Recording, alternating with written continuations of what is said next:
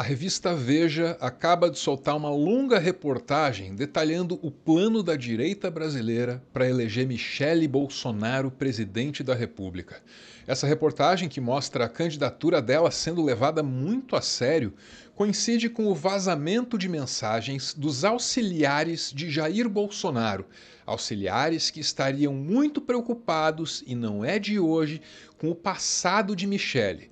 Um passado que estaria cheio de segredos que poderiam vazar no meio da campanha. Aí o Mauro Cid diz, cara, se a dona Michele, isso aí é em áudio, né? Cara, se a dona Michele tentar entrar na política num cargo alto, ela vai ser destruída, porque eu acho que ela tem muita coisa suja.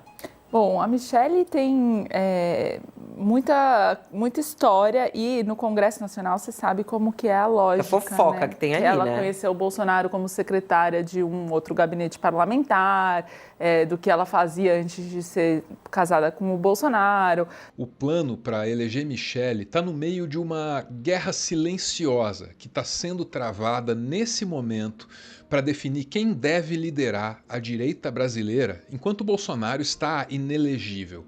Para os atores políticos envolvidos, essa é uma disputa pelo poder, com todo mundo de olho nos números de Michele.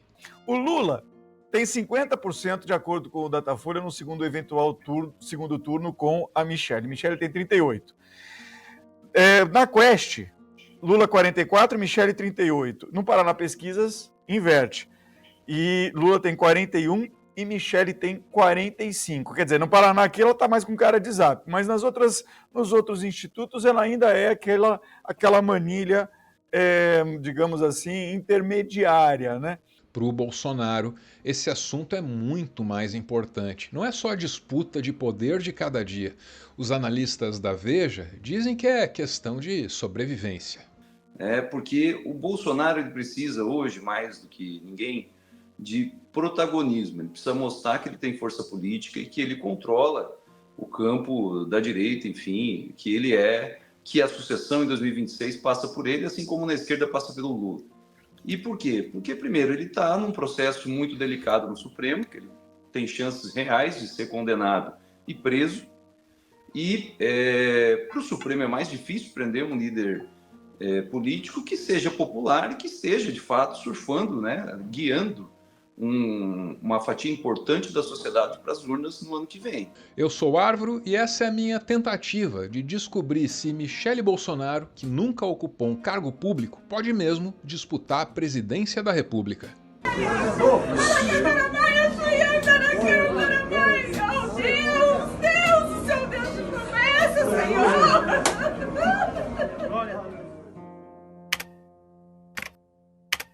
Valdemar Costa Neto é o presidente do Partido Liberal, o PL, que abriga Jair Bolsonaro. A possibilidade de que Michele venha a concorrer à presidência passa diretamente por esse homem, que é conhecido como um desses políticos que mudam de lado com facilidade. Ele já foi da base de apoio do governo Lula, e outra característica de Valdemar é a resiliência. Ele resiste a qualquer escândalo. Em 2013 foi condenado por corrupção passiva e lavagem de dinheiro, no escândalo do Mensalão. Mesmo assim, mesmo na cadeia, continuou sendo o presidente do partido. Depois, Valdemar se aproximou do bolsonarismo, e tem quem diga que ele se aproximou até demais. Uma ex-esposa dele sugeriu que ele teve um caso amoroso com a Michele Bolsonaro. Foi em novembro de 2022, e essa foi a primeira vez que os nomes de Valdemar e Michele apareceram juntos nas manchetes. Você vai se estrepar de novo com esse estrupício que você chamava de baixo clero, de burro.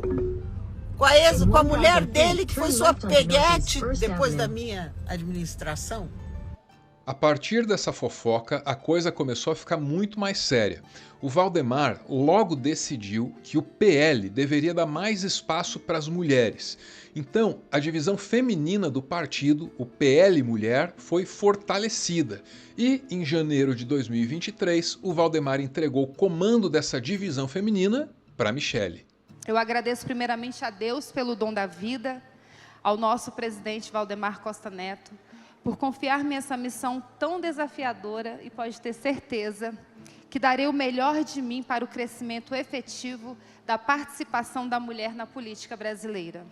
E antes de janeiro de 2023 acabar, o Valdemar ainda foi à CNN e deixou claro que queria Michele concorrendo à presidência pelo PL em 2026. Ou seja, meses antes do Jair se tornar inelegível, o presidente do partido já estava descartando a candidatura do Jair para favorecer a da Michele. O Bolsonaro, presta bem atenção no que eu vou te dizer agora, se não for candidato, nós temos também a Michele. A Michele se revelou no lançamento do Bolsonaro lá no Maracanã, ela se revelou, foi uma surpresa para todos nós.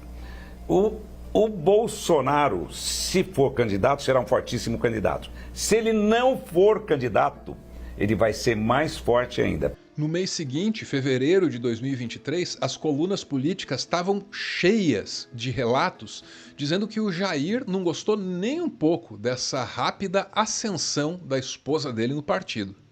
Pois muito bem, a fonte que está ali falando com o ex-presidente praticamente todos os dias me diz o seguinte: pode cravar que a primeira-dama não será candidata a nada. E aí, depois da repercussão dessas colunas, a Michele tentou resolver o impasse pelas redes sociais. Postou que não era candidata. A ex-primeira-dama Michele Bolsonaro negou que vá se candidatar a algum cargo nas próximas eleições. Nas redes sociais ela escreveu, tá ali ó, oposição, fiquem tranquilos, eu não tenho nenhuma intenção de vir candidata a nenhum cargo eletivo. A Michele pareceu dar para trás, mas o Valdemar continuou defendendo a candidatura dela por todo o ano de 2023. Quando outubro chegou, ele até expôs o Bolsonaro, confirmou aquilo que os colunistas já estavam dizendo, que quem não queria a candidatura da Michele era o marido. Tem vários nomes bons no país, tem vários nomes bons. O da Michele é um deles? A Michele, o Bolsonaro não gostaria de ver ela, acho que em cargo executivo. Tá. Mas a Michele está sendo uma surpresa para nós. Hoje eles estão lá em Belém, estoura a boca do balão, todo lugar que vai, bomba. Uhum. É impressionante, é uma craque. Depois disso, o diálogo sobre a candidatura da Michele acabou esfriando na imprensa, só que ela manteve as aparições públicas. Ainda em 2023, ela anunciou que viajaria ao Brasil numa turnê política, é o nome que ela deu, mas você também pode compreender isso como campanha fora de época, sei lá. Vamos trabalhar, vamos viajar todo o Brasil com a pauta da mulher, com a pauta da mulher com deficiência, a mãe rara e o engajamento também da mulher na política. Claro que algumas dessas aparições públicas foram mais tranquilas que outras. Cadê as joias?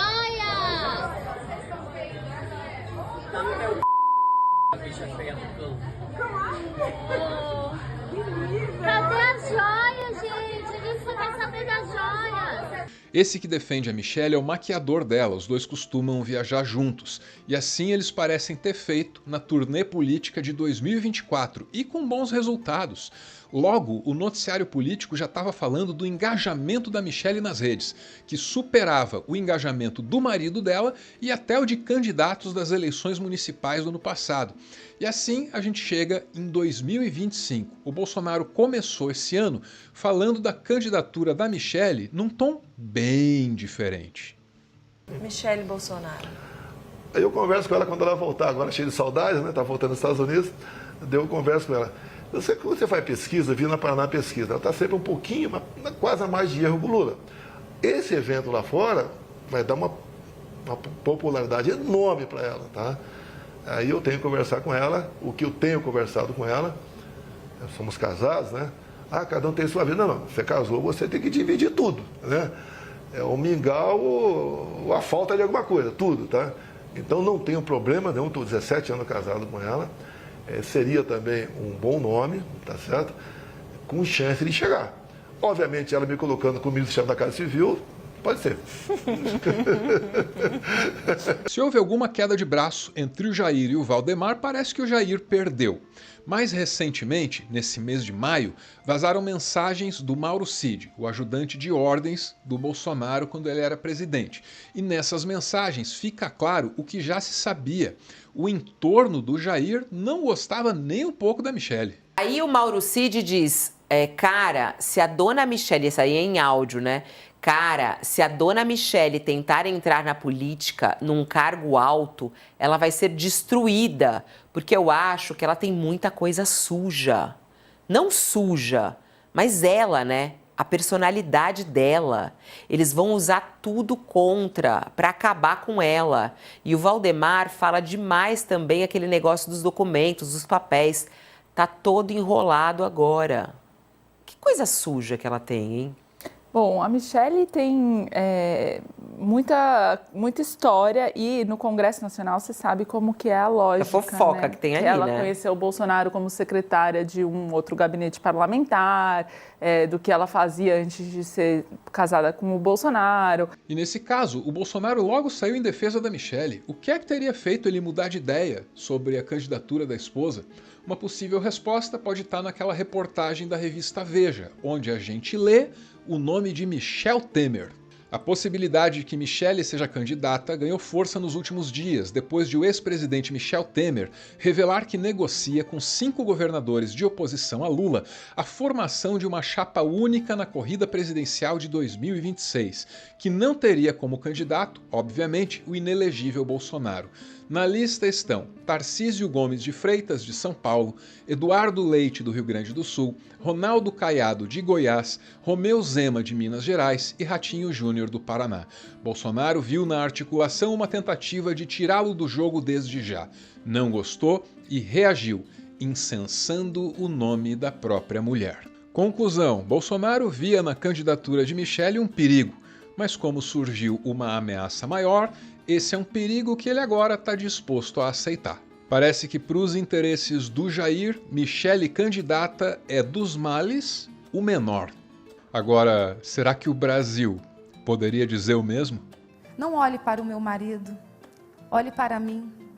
Olhe para mim que sou uma serva do Senhor, que dobro os meus joelhos e tenho entendimento do mundo espiritual.